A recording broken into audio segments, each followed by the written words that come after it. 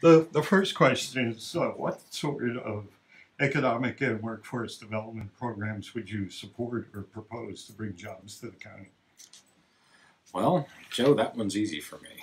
I'm a founding member of Drive, which is driving real innovation for a vibrant economy. It's a two-county, Columbia and Montour Economic Development Council of Governments. And since its inception, we have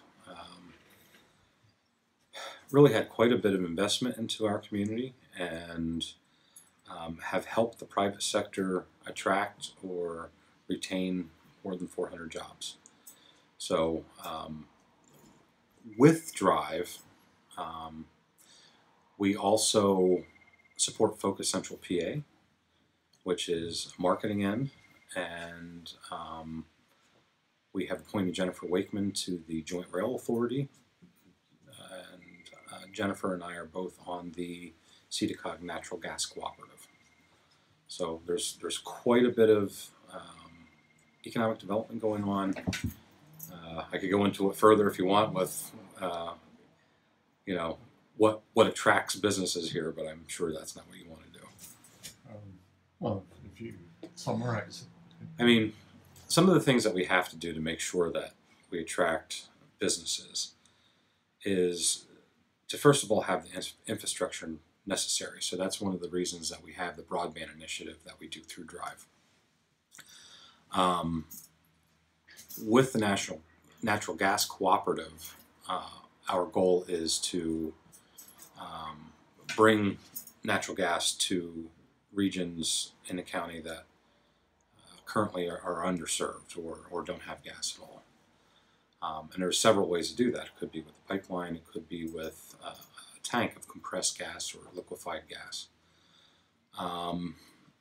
We do that through infrastructure, through our bridges.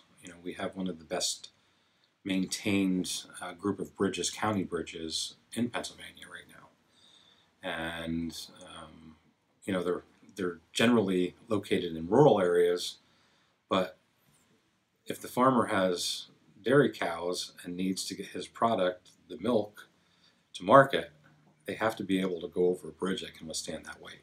So that's one of the things. And we have to ensure that we continue to have good schools, that we continue to have recreational opportunities, that we continue to have cultural opportunities and shopping opportunities, vibrant downtowns, so that people that want to start a business here know that they have those things to do should they move their families here. Okay, good. How can the county help eliminate blight?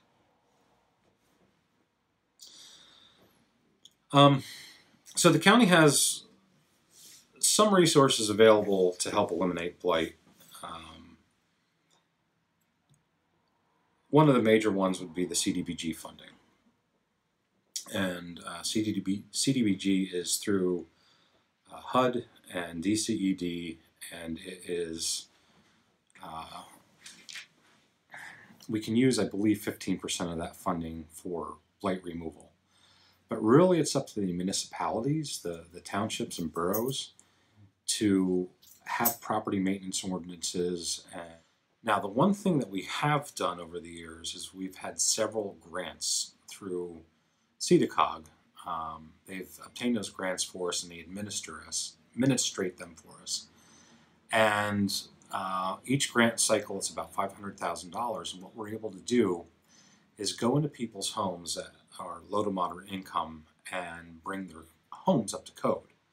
So before they become an eyesore, before they become blight, before they become unlivable, we're going in and fixing these homes up. And I think that's actually the way to do this, instead of being reactive, to be proactive. Okay. Well, what can the commissioners do to retain more county employees?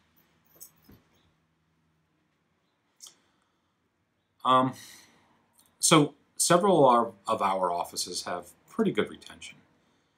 And I think the reason is we offer the best healthcare, dental, eye benefits around. Now we do have, employee contribution, but with that, they get very good benefits. I think the reason people move on from the county is that the compensation, their pay, other than their benefits, is lacking. So we have good work hours. We have a lot of holidays and vacation days and things like that. But if you need to put food on the table, you need to make more money. And I think that's one of the things that we're currently addressing, because we're looking for a consultant right now, and we're appointing a group of elected officials and department heads. We're looking for 5 to 7 that will run a committee to look at the salary ranges, the hours worked, and come up with a fair across the board salary for everybody. Okay. Next question. What do you think the commissioners could do better in Montour County?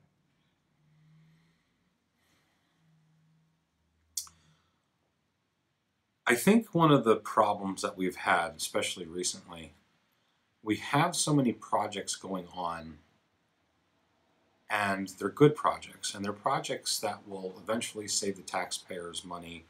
They're projects that will offer better services. But I don't think that we're able to effectively communicate that to our constituency.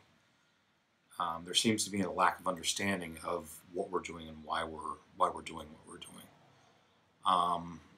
So one of the things that has been wildly unpopular is the readdressing project.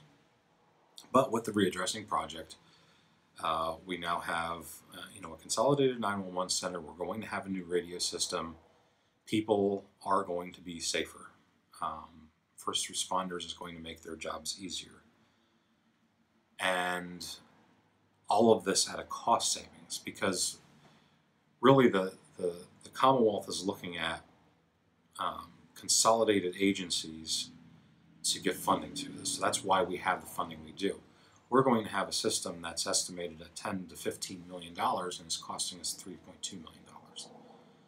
So that's one of the things. One of the other things that we have going on right now is our building projects. And what we're trying to do is get all the capital projects out of the way that have been neglected for so long. In my tenure as commissioner, we've done a lot of projects. We've updated the courthouse. We've kept our buildings going. We've put new roofs on. But there's still a lot more to do.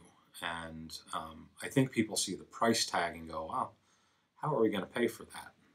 But in reality, the way we're going to pay for it is through operational savings.